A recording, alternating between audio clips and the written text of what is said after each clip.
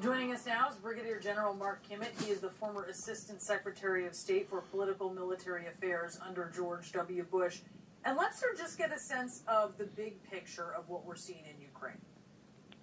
So right now, I think we're seeing the Russians a little bit slowed down, a little bit stalled. In the north, they're preparing for the fight in Kyiv.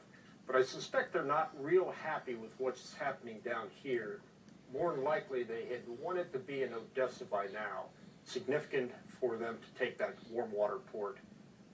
They're still tied up in Mariupol, surrounding it, sieging it, starving it.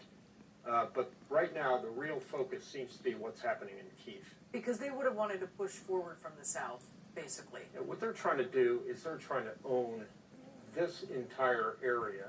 Gives them the warm water port, but more importantly, it gives them the route from Crimea into Russia in that land bridge that they've been seeking for some time.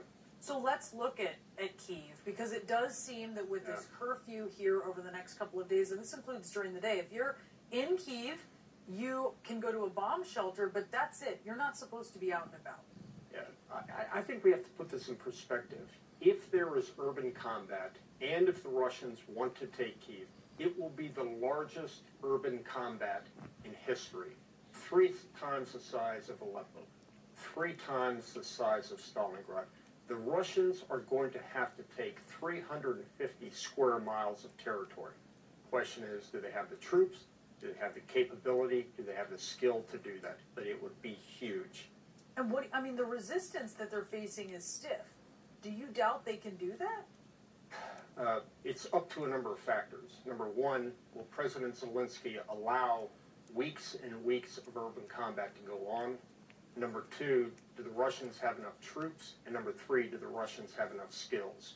Because if the Ukrainians fight, they have about a 10-to-1 advantage.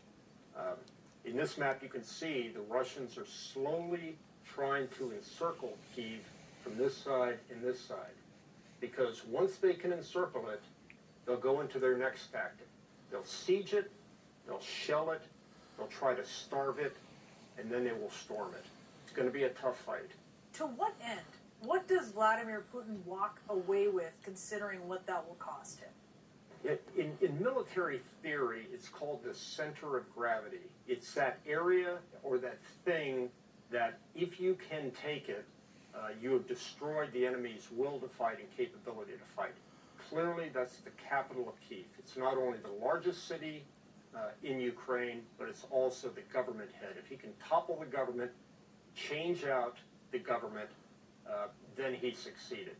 At that point, then you got the proverbial problem of the dog catching the school bus. How does he hang on to it? Yeah. What does he do with it once he's caught it? We'll see. If that happens. General, thank you so much. Really appreciate you giving us your perspective. And